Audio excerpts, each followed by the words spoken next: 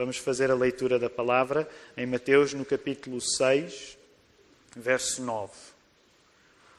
Vós, porém, orem assim: Pai nosso, que estás nos céus, santificado seja o teu nome. Vamos voltar a ler? Podemos ler todos juntos. Pai nosso, que estás nos céus, santificado seja o teu nome. Ainda antes de podermos voltar à palavra e nos sentarmos, vamos aproveitar alguns instantes para nos podermos saudar uns aos outros, sobretudo àqueles que nos visitam. Vamos fazê-lo. Vamos voltar ao texto bíblico, até porque não vai dar para nos cumprimentarmos todos uns aos outros, somos muitos, graças a Deus.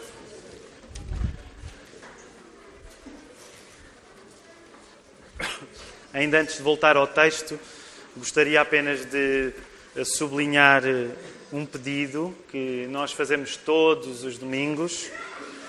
Se está connosco e tem algum motivo de oração que queira partilhar, pode fazê-lo de duas maneiras. Uma delas é usando essas pequenas folhas, o pastor Filipe já as referiu, colocar aí o seu motivo de oração. Se quiser receber também um mail da igreja, todas as quintas-feiras nós enviamos um mail, fazer alguma ligação com as pessoas, falar nas atividades que têm.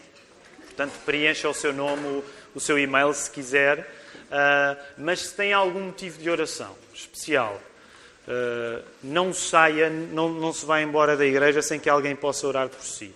Nós não fazemos magia por ninguém, não fazemos feitiços a ninguém, mas nós oramos uns pelos outros em nome de Jesus Cristo. E isso é para nós um grande consolo. Portanto, independentemente da circunstância que possa estar a atravessar, se por alguma razão passa por alguma dificuldade, e mesmo que esteja na posição de não saber se pode chamar a si mesmo um cristão, mesmo que não saiba se acredita em Deus, mas dê-nos uma oportunidade de podermos orar por si. E por isso não se acanhe, pode cercar-se das pessoas que estão identificadas. Os pastores estão identificados com uma coisa que diz o nome deles. Os diáconos também. Claro que se está com um amigo e se sente mais à vontade a orar com o seu amigo, peça ao seu amigo para orar por si. O que gostaríamos de enfatizar é que não saísse desta casa de oração se precisa de oração, sem que a oração vá até si. E hoje, ainda por cima, o nosso assunto é também oração. Nós estamos contentes. Não quero levar muito mais tempo antes de ir até à palavra, mas saúde todos aqueles. Sabemos que estamos muito bem acompanhados hoje. Muitos membros da família Xavier, da família Nunes também. Temos connosco o pastor João Nunes, que nos honra também. O pai, avô, neste caso do Marcos Xavier. Também estamos acompanhados pela família Miranda e Sousa. E isso também nos deixa cheios de sentimento de privilégio. Sintam-se todos bem, são todos bem-vindos. Significa que no final, hoje vamos fazer uma coisa que nem todos os domingos fazemos. Tudo na nossa igreja é acerca da centralidade da palavra. Nós oramos a palavra, nós cantamos a palavra, nós pregamos a palavra e nós olhamos a palavra nas ordenanças. Semana passada, quando bebíamos do vinho e comíamos do pão, víamos o Evangelho no pão e no vinho, porque eles simbolizavam aquilo que o Evangelho significa, que é a morte e a ressurreição de Jesus. E hoje vamos ver o Evangelho, neste caso representado no batismo. E por isso estamos muito entusiasmados, porque daqui a pouco vamos, se Deus quiser, batizar. Então, temos connosco o Diogo para ser batizado e o Marcos para ser batizado também. Depois vamos dar a oportunidade a que os mais pequenos, que geralmente gostam de ver com muito detalhe os batismos, possam vir mais para a frente e olhar para o batismo. Se é a primeira vez que está connosco e nunca viu como é que os batistas batizam, eles só precisam de uma coisa, não é? Água, não é? Muita água. E os irmãos presbiterianos não fiquem tristes. Não fiquem tristes.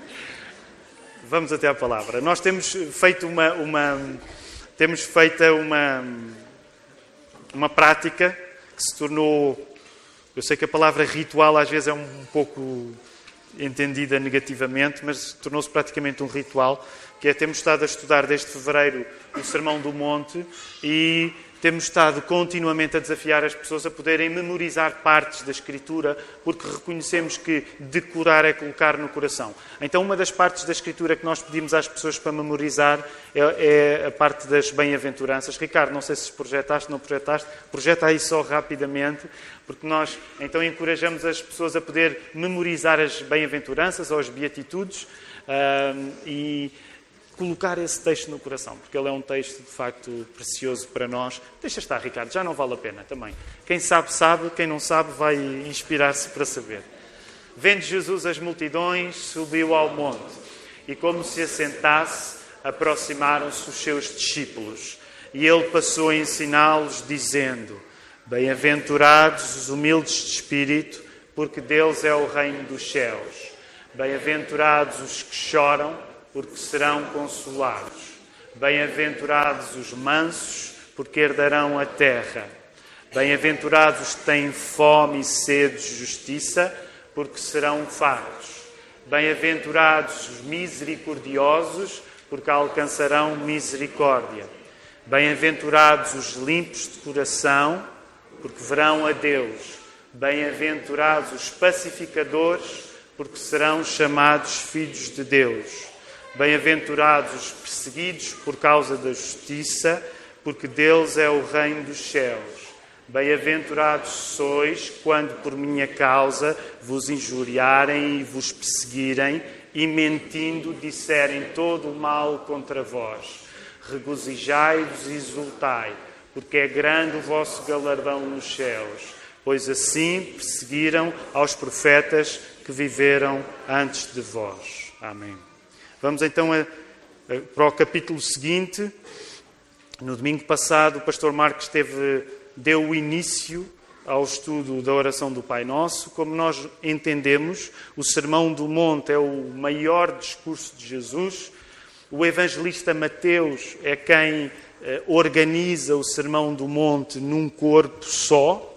E entendemos que neste grande sermão, que é o Sermão do Monte, que Jesus pregou, o grande assunto de Jesus é, sobretudo, o seu reino, o reino que ele vem trazer, e em várias coisas que ele diz, porque ocupam 3 capítulos do Evangelho de Mateus, o capítulo 5, o capítulo 6 e o capítulo 7, em várias coisas que Jesus está a dizer acerca da importância de receber o seu reino, ele vai falar na importância da oração. Estou a resumir muito apenas para fazer um ponto da situação também a todos. Depois de nós entendermos que no capítulo 5 do Evangelho de Mateus, na primeira parte do Sermão do Monte, em grande parte o que Jesus está a fazer é apresentar as características do cidadão do seu reino, as características do discípulo, é como se ao chegar ao capítulo 6 fosse feito um teste à pessoa que diz que quer seguir Jesus.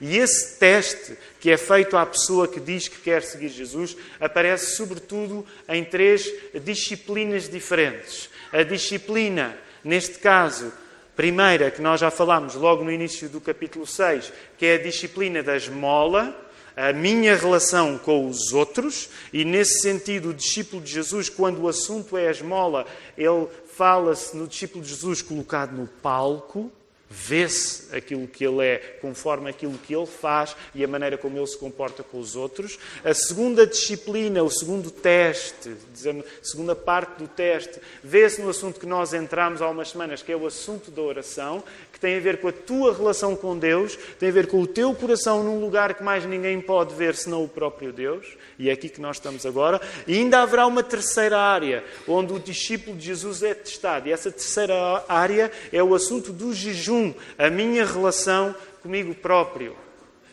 Quando eu faço alguma coisa pela relação que tenho com Deus, mas que ela está fundamentalmente dentro do meu conhecimento. Então, nestas 3 áreas, que eram 3 áreas muito importantes para os judeus de há 2000 anos, a área do jejum, a área da oração e a área da esmola. A esmola foi primeiro, a oração a seguir e o jejum será no fim. Estas 3 áreas eram coisas que qualquer judeu que acreditava em Deus sabia que deveriam acontecer na vida de quem acreditava em Deus. E Jesus não está a deitar a lei do Velho Testamento fora, até porque ele no capítulo 5 ele disse que a vinha para Ele veio para cumprir a lei, não para revogar a lei, mas é verdade que Ele está a dar o entendimento certo aos seus discípulos acerca destas 3 coisas tão importantes que servem de um teste à nossa vida. E o grande assunto que atravessa cada fase deste teste do capítulo 6, nós vemos aí precisamente no final, que é a questão do contentamento, a maneira como nós lidamos com as ansiedades da vida. Portanto, esta questão do contentamento, ela vai ser chave para sempre que nós falamos de coisas importantes como a nossa relação com os outros, no assunto da esmola, a nossa relação com Deus, no assunto da oração, e a nossa relação connosco próprios, no assunto do jejum. É para o coração que Jesus vai querer apontar. Então, na semana passada, o Marco falou apenas sobre a primeira expressão, Pai Nosso, Nosso Pai, e gostava só de acrescentar uma frase que João Calvino emprega para falar nisto, no assunto do Pai Nosso, que é dizer, chamar Deus de Pai é orar em nome de Jesus. O Marco falou sobre isso. Se alguém não ouviu o sermão, pode fazê-lo na internet, na conta da nossa igreja, quer no site ou na conta do YouTube. Mas chamar Deus de Pai significa que tu oras em nome de Jesus. Não dá para distinguir uma coisa da outra. Quem não tem uma relação pessoal de confiança em Cristo, como o Filho de Deus, por muita boa vontade que tenha em relação a Deus, não pode chamá-lo de Pai. Esta foi uma das coisas difíceis de ouvir, mas que o Marco nos disse. Por muita boa vontade que tu tenhas em relação a Deus, se tu não reconheces Jesus como o seu Filho, tu de facto não podes tratar Deus como Pai. Logo, fica também um desafio claro para nós. Se nós não crescemos em intimidade com Jesus, intimidade essa que se vê na nossa vida de oração, que é o assunto que estamos a falar, mas também se vê na leitura da palavra, então tu não podes contar com a segurança que é sentir-te tratado por Deus como teu Pai. Deixa-me voltar a sublinhar este aspecto. Se tu não cresces em intimidade com Jesus, isso significa que tu, quando passares por momentos difíceis, tu não vais sentir a confiança de que Deus é teu Pai. Tu até podes acreditar intelectualmente nisso, mas se a tua dependência do Espírito Santo, se o teu amor por Jesus não estão a crescer, tu vais passar por coisas difíceis na vida e tu não vais sentir Deus como Pai. Eventualmente até o vais sentir como um castigador. Agora reparem a importância que isto tem.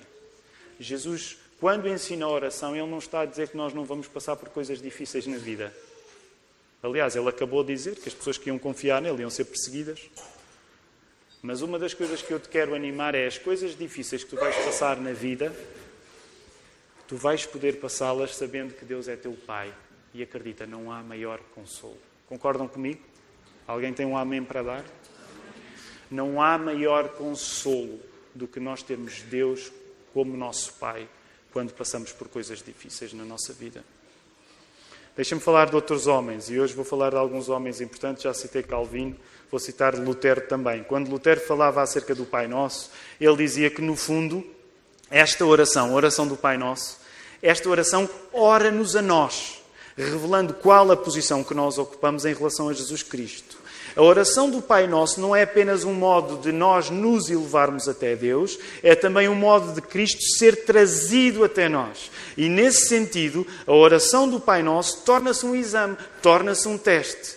Cristo ensina-nos a oração do Pai Nosso também para verificar se nós temos realmente Jesus Cristo como o nosso Salvador. É nesse sentido que Lutero dizia, se tu começares a orar esta oração vai-te orar a ti. Não és só tu que vais estar a querer saber coisas acerca de Deus. Quando tu oras a oração do Pai Nosso, e neste sentido não estou a dizer orá-la apenas mecanicamente, compreender o modelo que ela é para todas as orações, quando tu oras de acordo com o ensino de Jesus, a oração ora-te a ti. Não és tu apenas que vais querer arrancar coisas de Deus. É Deus, pelo facto de tu te expores à oração do Pai Nosso, que vai revelar coisas sobre ti.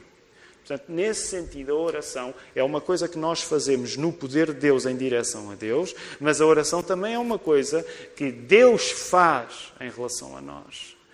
As pessoas que gastam muito tempo a orar são pessoas que têm uma ideia acerca de si próprios, que é uma ideia mais rigorosa. Sabem porquê é que os cristãos têm de orar?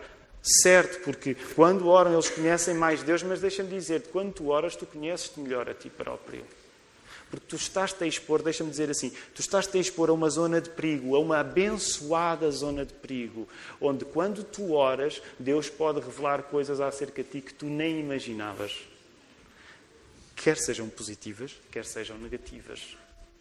É por isso que a oração é não só uma coisa que nós fazemos em relação a Deus, mas a oração também é uma coisa que Deus faz em relação a nós. Chegamos então à primeira petição, e eu hoje vou ficar apenas na primeira petição, foi por isso que só lemos o verso 9, que diz: santificado seja o teu nome. E é importante nós percebermos uma coisa incontornável da cultura judaica, da cultura dos hebreus e da nossa cultura como cristãos hoje. E aqui deixem-me detalhar um pouco. Da nossa cultura, sobretudo como cristãos evangélicos que nós somos. Como cristãos protestantes. Para um judeu e para nós hoje, o nome é a representação do caráter da própria pessoa. O esquema é basicamente este. Como tudo foi criado pela palavra de Deus, palavra essa que se fez carne em Jesus, não dá para separar a enunciação de uma coisa, dizer uma coisa, não dá para separar dizer uma coisa de aquilo que essa coisa é. A encarnação, que foi o facto de Jesus ter feito carne, o Verbo fez carne, a encarnação é precisamente o reflexo de, neste contexto, não ser possível para um cristão separar o conteúdo da forma. O conteúdo e a forma para um cristão devem estar juntos. A forma, como Deus criou o mundo, através da palavra, é também o que Deus é. E eu sei que isto agora vai ficar um bocado filosófico, mas Deus vai vos ajudar. Mas é importante nós compreendermos isto. A forma como Deus cria o mundo, através da palavra, é também o que Deus é. A palavra, a forma, é o conteúdo. Por isso mesmo, o poder através do qual tudo foi feito no universo é esse poder, Ele mesmo, Deus. Sabemos isso em Jesus. E deixem-me rapidamente partilhar um texto, não precisam de ir até lá, mas Colossenses 1,16 diz precisamente isto. O que é que diz? Pois nele, em Jesus, foram criadas todas as coisas nos céus e sobre a terra, as visíveis, as invisíveis, sejam tronos, sejam soberanias, quer principados, quer potestades. Tudo foi criado por meio dele, Jesus, e para ele, Jesus. E por isso é que João, quando começa o seu Evangelho, em João 1, ele diz: no princípio era o Verbo, e o Verbo estava com Deus, e o Verbo era Deus. Percebem? Eu sei que isto faz a nossa cabeça desenferrujar um pouco. Mas o poder com que Deus criou o mundo foi a palavra. Palavra essa que se fez carne em Jesus. A maneira como Deus criou as coisas, essa própria maneira é parte de quem Deus é. Porque Jesus é Deus. A maneira é Deus. Porque a palavra se fez carne. O poder que fez todas as coisas, tu só estás aqui porque Jesus foi o Verbo e o Verbo usado para tu seres criado. Sem Jesus tu não existias. Sem Jesus nada do que existe existiria. Logo, o poder que foi empregado para a criação das coisas, esse mesmo poder é Deus em Cristo Jesus. É por isso que nós somos, como cristãos evangélicos, nós somos obcecados pela palavra. Sim, é uma obsessão. Sim, é uma obsessão. E nós somos obcecados pelos nomes, como consequências de sermos obcecados pela palavra. Porque sabemos que a palavra é importante ao ponto de ela mesmo ser Deus em Cristo Jesus. O Verbo não é uma coisa teórica, mas é o construtor de todo o universo e o Verbo é Deus em Cristo Jesus. É por isso que nós somos obcecados pela palavra.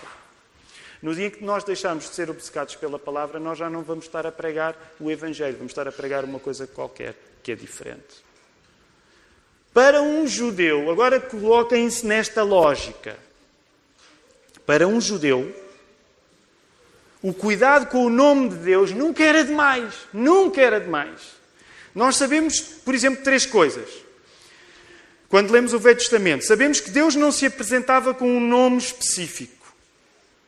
E essa realidade foi visível especialmente no momento em que ele chamou Moisés para ir libertar o seu povo no Egito, em Êxodo 3, e Moisés queria levar alguma coisa para mostrar ao faraó. Ok, eu liberto. Não foi bem assim, eu estou a parafrasear, mas eu vou libertar. Ele no fundo não queria ir, mas eu vou, mas eu apresento-me em nome de quem? E é quando Deus diz, eu sou o que sou. Daí que a reverência dos judeus com o nome de Deus era muito grande, porque eles sabiam que várias designações podiam ser usadas para Deus, mas que nenhuma designação conseguia abarcar quem Deus é. Era como se houvesse um risco, deixa-me usar esta expressão, era como se houvesse um risco de curto-circuito caso nós ganhássemos muita confiança no nome que nós estávamos a usar para Deus, porque Deus faz-nos valorizar os nomes, mas nenhum nome consegue abarcar tudo o que Deus é. Por isso, eu sou o que sou. Nós também sabemos que diante da designação em hebraico, que hoje pronunciamos Yahweh, os judeus tratam essa expressão com a reverência máxima. Ainda hoje, a maior parte dos judeus que são praticantes do judaísmo evita escrever o nome de Deus. Por exemplo, se for um judeu que se exprime em inglês, ele geralmente escreve G, tracinho em baixo, D, para não escrever o nome completo de Deus. Em Portugal, creio eu, não tenho certeza, mas não escrevem o U na palavra Deus. Okay? Para não correrem o risco de banalizar o nome de Deus. Aliás, nós sabemos pelos 10 mandamentos que vão ser dados em Êxodo 20, e no versículo 7 em particular, nós sabemos que somos chamados a não invocar o nome de Deus em vão. Antigamente, isso ainda era costume, as pessoas tinham algum respeito quando invocavam o nome de Deus. Até porque, mesmo numa cultura de maioria católica romana, sabia-se que não se podia usar o nome de Deus em vão. E já preguei um sermão nisto há 2 ou 3 anos, muitos de vocês já me ouviram pregar sobre isto. Continuo a achar que nós não somos cuidadosos com o nome de Deus. Nós dizemos, oh meu Deus. Nós invocamos o nome de Deus como se estivéssemos a falar de uma coisa qualquer. Um judeu ficaria horrorizado ao ver a facilidade com que nós usamos o nome de Deus. Isto significa que o modo como se lidava com o nome de Deus era o modo como se lidava com o próprio Deus. Percebem? As pessoas não separavam as palavras das coisas. O modo como se lida com o nome de Deus é o modo como tu lidas com o próprio Deus. Não dá para separar. É por isso que se tu respeitares alguma coisa, e eu sei que disto assim parece um bocado retrógrado, mas se tu respeitares alguma coisa, tu começas a ganhar respeitinho quando dizes o nome dessa coisa, certo? Antigamente, por exemplo, eu sei que hoje as coisas são um pouco diferentes e não estou a dizer que antigamente é que era bom e que agora é mau, ok? Há coisas melhores hoje, há coisas piores. Antigamente havia coisas melhores, havia coisas piores. Mas, por exemplo, hoje, verdade seja dita, nós temos alguma soltura com a nossa língua. Por exemplo, lá em casa uma tarefa é corrigir os eles e elas. Não é? Vão na rua, ainda ontem já não sei quem é que era, passámos por uma senhora com um cão, com uma cadelinha, e a cadelinha fez não sei o quê, e um deles estava a comentar, ela fez isto. E eu julguei que estava a falar sobre a dona da cadela, não é? E eu disse, ela? A cadela. E pronto, eu depois achei, ok, para a cadela eu acho que até pode usar ela. Porquê? Porque não devemos educar os nossos filhos a não serem respeitosos como tratam as pessoas mais velhas. Não há ele e ela. Nem sequer com o papai e com a mamãe, ele e ela. A mamãe disse isto ou o papai. Pronto, agora isto dava a conversa para... Quero voltar ao texto. Mas só o respeito aos nomes é o respeito à pessoa. Okay? O respeito aos nomes é o respeito à pessoa. Agora, é claro que vocês podem dizer, com razão, sobretudo aqueles que conhecem a Bíblia melhor, vocês também podem lembrar que a Bíblia reconhece que nós, no nosso pecado, conseguimos arranjar maneira de fingir respeito com as palavras, não tendo esse respeito no nosso coração. É verdade ou não? Há maneiras de maquilhar, de pôr uma maquilhagem em cima da nossa palavra, para fingir que nós somos reverentes com coisas e podemos ser muito cuidadosos com a boca e no nosso coração estarmos afastados disso. Sabem que ao longo de toda a Bíblia este assunto é explorado. Ao longo de toda a Bíblia, este assunto é explorado. E, por exemplo, no Novo Testamento, em particular, na carta de Tiago, Tiago é muito agudo a criticar pessoas que fazem da fé apenas um discurso. E é por isso que ele diz, então, mas tu dizes que salvas pela fé, mas a tua fé não produz obras, então a tua fé é morta. E ele não estava a rejeitar o que Paulo tinha dito, que o Espírito Santo tinha revelado ao Paulo que nós somos salvos pela fé. O que ele estava a dizer é que, de facto, nós podemos criar teatros onde, pelas nossas palavras, nós fingimos ser coisas que não somos. E, nesse sentido, a Bíblia critica isso. A um ponto que, a determinada altura, Jesus, que está a pregar este sermão, que te está a ensinar esta oração do Pai Nosso, ele está a esbarrar sempre com os escribas e os fariseus, porque os escribas e os fariseus eram as pessoas mais religiosas, eles eram legalistas, e lembra-te, ser legalista não é cumprir a lei. Ser legalista é dar a volta à lei para tu te cumprires a ti próprio. Okay? E muitas vezes um legalista é uma pessoa que cumpre a lei. Não. Cumprir a lei, quem cumpriu, foi Jesus que deu a sua vida por a lei. Certo? O legalista é uma pessoa que arranja uma área de domínio e que se safa. Permitam uma expressão. Se safa. Porque ele se especializou em dar a volta à lei. Isto é que é um legalista. É uma pessoa que faz um teatro de palavras. E sabem o que é que Jesus vai dizer acerca de pessoas destas? Ele vai fazer uma crítica que os profetas ao longo do Velho Testamento já tinham feito, que era, este povo honra-me com os lábios, mas o seu coração está longe de mim. Isto diz em Mateus, no próprio Evangelho de Mateus, Jesus vai dizer isto.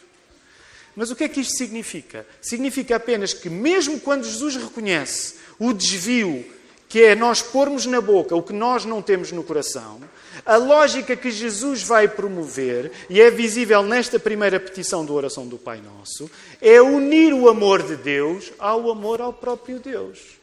Jesus trabalha para juntar as coisas e não para separá-las. Logo, o que Jesus te quer ensinar é que se tu queres amar com ações, tu tens de amar com os teus lábios também. Os lábios são importantes. A oralidade é importante. As palavras são importantes. Porque foi a palavra que deu origem a todas as coisas e não todas as coisas que deram origem à palavra. Nós podemos ter o dom de fazer um teatro com as nossas palavras. Temos capacidade para fazer isso. Mas o que Jesus te vai ensinar não é tu desprezares o valor da palavra. O que Jesus te vai ensinar é tu juntares o valor da palavra àquilo que é o teu coração, àquilo que é a tua fé. Para uma cultura que vive do valor da palavra, como a cultura bíblica, o ser humano é compreendido como um produto da palavra, como um texto. É por isso que as pessoas são fundamentalmente adoradores, que é outra designação para refletores de palavras. Um adorador é um refletor de palavras. É por isso que há uma eternidade dividida em função do que nós já estamos a adorar aqui. A existência do céu e do inferno é apenas uma consequência de todos os seres humanos que existem, que já existiram e que existirão, serem necessariamente adoradores. Se tu foste criado pela palavra é essa que te deu vida, e se tu viveres baseado no poder da palavra já aqui nesta vida, através de uma intervenção dessa mesma palavra em ti, naturalmente tu vais viver o tempo que a palavra durar, manifestando através das tuas próprias palavras o amor que tu tens à palavra, porque dela recebeste amor. Eu sei que foi uma frase longa, mas percebes a ideia? Se tu foste criado pela palavra como a Bíblia diz que tu foste, e se tu reconheceres o poder da palavra, que é uma das coisas que Jesus vai dizer em João 15, se permanecerdes nas minhas palavras e as minhas palavras permanecerem em vós, pedireis o que quiserdes e vos será feito. Percebem o que é que Jesus está a dizer? Jesus, o Verbo encarnado, está a dizer assim, se tu aceitares as minhas palavras, se tu confiares nas minhas palavras, esse poder, que é confiares na minha palavra, vai-te dar vida para sempre. Porquê? Porque a palavra é eterna. Tu vais durar o tempo que a palavra dura. E se tu confiares no poder da palavra, as tuas próprias palavras vão ser um exercício de tu louvares aquilo que te alcançou. É por isso que sempre que nós falamos na palavra, tu tens de estar a pensar em Jesus Cristo. Infelizmente, às vezes nós esquecemos que Jesus era o Verbo e que Jesus é o Verbo. Que Jesus é o poder através do qual todas as coisas que existem foram feitas. Logo, A vida depois da morte, em que nós cristãos acreditamos, é isto. Se a palavra for eterna, como a Bíblia diz que a palavra é eterna, eterno vais ser tu a prestar louvor à palavra. E como é que tu vais prestar louvor à palavra? Eu sei que está agora a ficar um bocado denso, usando as tuas próprias palavras. Sendo que tu vais chegar a um ponto em que tu vais ver a palavra. E há uns tempos falava-vos nisso, pregava-vos um texto acerca disto também. Porque a palavra tem um rosto em Jesus Cristo. Jesus Cristo é a palavra que tem rosto. E um dia, diz-nos Apocalipse 22:4, tu vais ver o rosto de Jesus. E sabes uma coisa? Os nomes são tão importantes que tu vais ter o nome na tua testa. O nome de Jesus. Agora, não quero tornar isto mais filosófico do que já está, mas é por isso que nós, cristãos evangélicos, protestantes, reformados, batistas, chamem o que quiserem agora, nós somos ferozmente logocêntricos. O que é ser logocêntrico? É ser centrado na palavra. E deixem-me dizer, hoje não é fácil ser logocêntrico, porque as pessoas dizem que palavras levam ao vento e que as palavras são invenções do homem, e nós acreditamos no contrário. O homem é a invenção da palavra. E deixa-me falar-te numa coisa, e eu sei que é um assunto que ninguém gosta de falar nele, mas deixa-me explicar-te com base nesta lógica acerca daquilo que o inferno é. O inferno é a rejeição da palavra. Começada nesta vida, é uma rejeição que tu começas aqui e que vais prolongar por toda a eternidade. Porque é a duração da palavra que nos criou que nos mantém a viver, ainda que tu estejas a recusar o seu poder. O inferno, a morte eterna, é o que acontece quando uma criatura que, sendo criada pela palavra infinita, rejeita o texto que é a vida, que em condições de confiança a palavra naturalmente criaria em nós.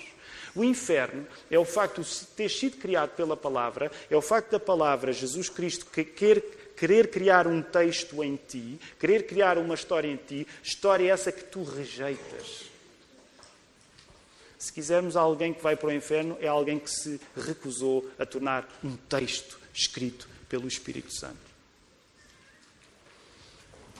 O inferno é o que acontece quando um refletor de palavras se recusa a tornar-se um texto.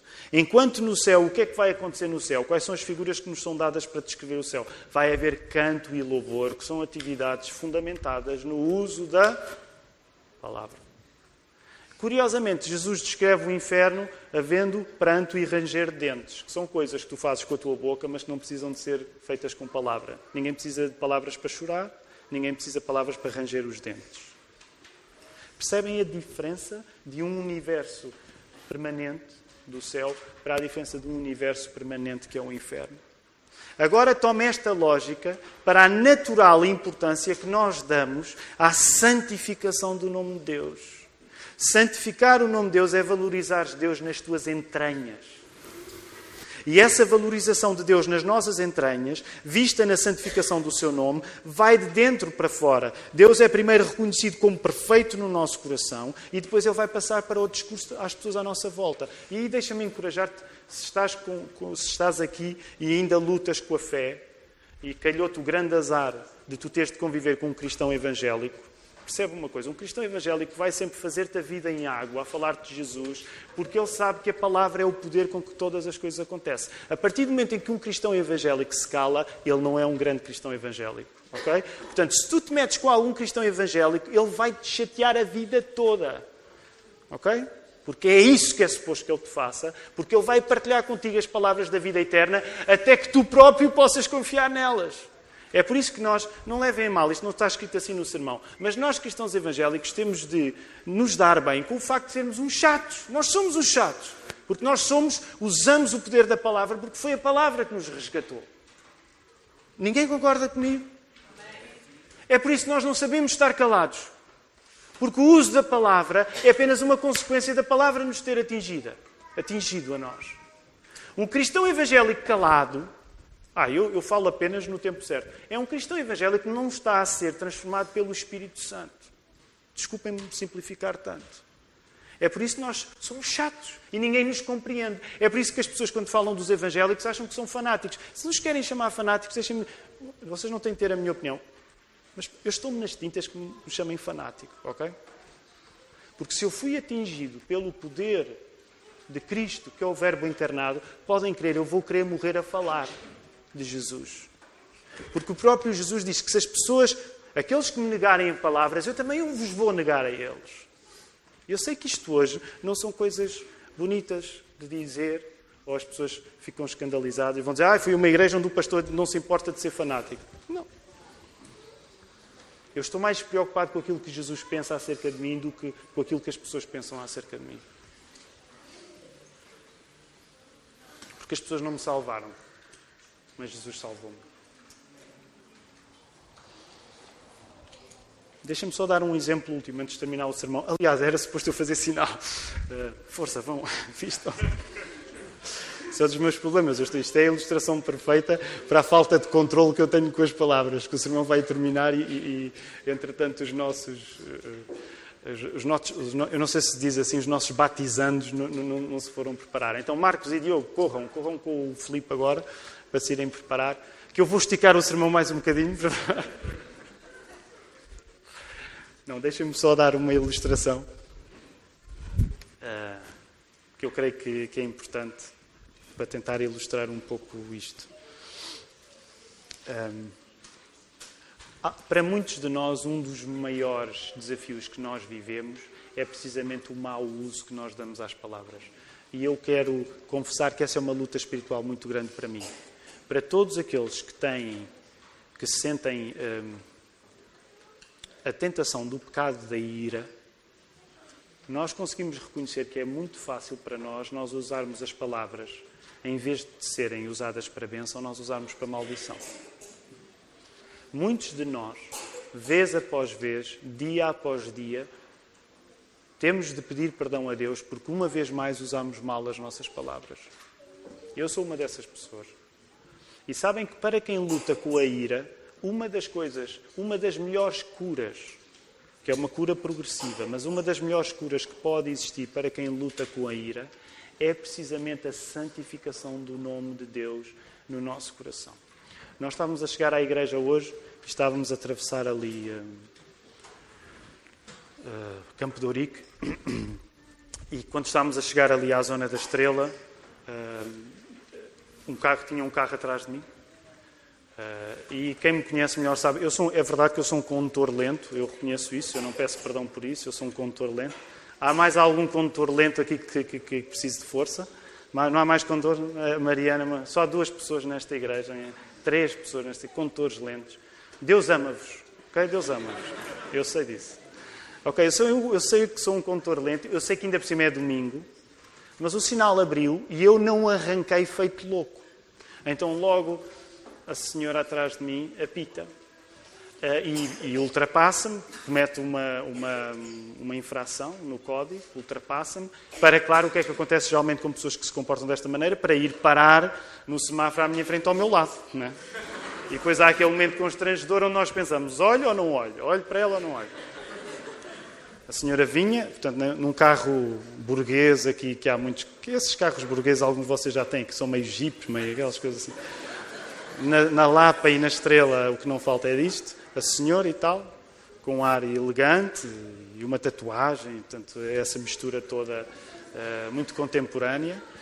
Eu não estou a pregar contra as tatuagens, mas então ela para e eu não resisto. Atenção, eu não estava irado.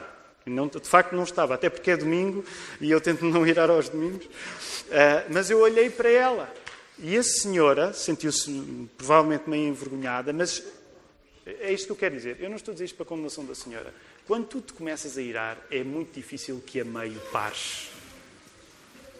Então, vai uma família ao lado dela, eu olho para ela e ela sentiu-se na obrigação de continuar irada e de refilar comigo. E eu não disse nada, porque eu consigo identificar-me com aquela senhora, eu sei o que é estar assim, e esta é uma das coisas que eu peço diariamente a Deus, não me permites que eu me ire. Agora, onde eu quero chegar com esta ilustração é um ponto, e eu sei que é um ponto um pouco exagerado, mas eu quero que tu compreendas isto. Uma pessoa que vive irada, há um lugar para esse tipo de sentimentos, e esse lugar é o inferno. Esse lugar é o inferno. E uma pessoa que vive controlada pela ira, ela já começou a viver o inferno aqui. Agora, ao dizer-te isto, eu quero dizer precisamente para que tu reflitas e que seja o Espírito Santo a fazer uma coisa que eu, como homem, não consigo. Mas santificares o nome de Deus é tu poderes viver de um poder dentro do teu coração que, quando este tipo de circunstâncias tão tontas como o trânsito vem, tu, por santificares o nome de Deus, eu digo assim, eu não vou agir em conformidade com o meu feitio, mas eu vou agir em conformidade com o facto de Deus ser santo, o seu nome ser santo, e eu não vou por uma estrada que, se eu começar a percorrer, eu não vou ter fim nessa estrada. Então, é um desafio difícil, mas o que eu gostaria de chamar nesta hora era para que tu compreendesses que o poder de santificar o nome de Deus não é uma coisa teórica na tua vida. É tu dependeres da perfeição de Deus e não da tua própria imperfeição. Por fim, santificar o nome de Deus vê-se na reprodução natural e sobrenatural dessa mesma santidade em ti. Vivendo as pessoas que santificam o nome, elas mesmas, vidas santas que produzem alegria e gratidão. É a coisa mais difícil e importante na nossa vida, o contentamento em Jesus. Não troques o contentamento em Jesus por nenhuma outra coisa. Não troques o facto de Jesus ser perfeito por nenhuma outra coisa. Não troques o facto de Deus ser teu Pai por nenhuma outra coisa. Que o Espírito possa persuadir-te destas coisas, que o teu amor por Jesus possa estar a ser fortalecido, que Deus Pai nos possa abençoar. Amém. Enquanto igreja é um dever, uma obrigação, uma responsabilidade, mas também um privilégio, uma bênção podermos administrar uma das duas ordenanças que Jesus deu à sua igreja, neste caso o batismo por imersão. E aquilo que o Marcos e o Diogo vão aqui fazer é representar aquilo que já aconteceu nas suas vidas. Uma realidade espiritual que já foi transformada e vai ser representada de modo físico, descendo e saindo das águas e também representando o que o Senhor Jesus fez por nós. Queria ler ainda com os irmãos uma pequena passagem, Mateus 28, versículos 18 a 20. Diz assim a palavra: Jesus, aproximando-se, falou-lhes, dizendo: toda a autoridade me foi dada no céu e na terra. Ide, portanto, fazei discípulos de todas as nações, batizando-os em nome do Pai e do Filho e do Espírito Santo, ensinando-os a guardar todas as coisas que vos tenho ordenado. E eis que estou convosco todos os dias até à consumação do século. E este mandamento do Senhor Jesus que nós hoje aqui vamos cumprir, ele está fundamentado nesta promessa de que Jesus faz, de que é dele a autoridade que foi dada no céu e na terra, e de que ele estará connosco até ao final dos tempos. E é no poder do Senhor Jesus e na sua autoridade que nós batizamos, e por isso eu vou chamar em primeiro lugar o Marcos.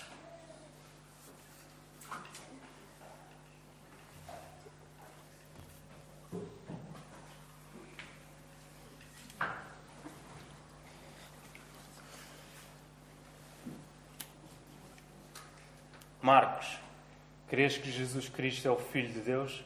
Sim.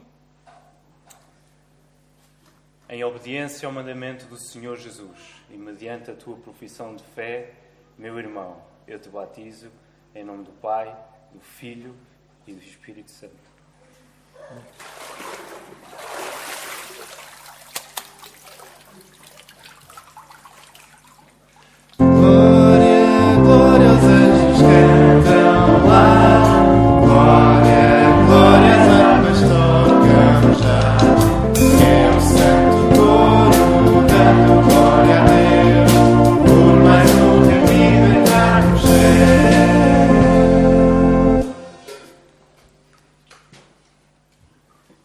Guardamos então que o Diogo deixa também.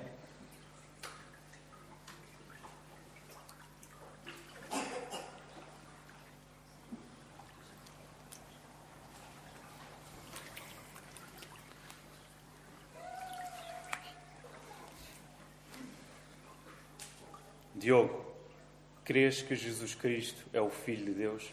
Sim. Em obediência ao mandamento do Senhor Jesus e mediante a tua profissão de fé, meu irmão, eu te batizo em nome do Pai, do Filho e do Espírito Santo.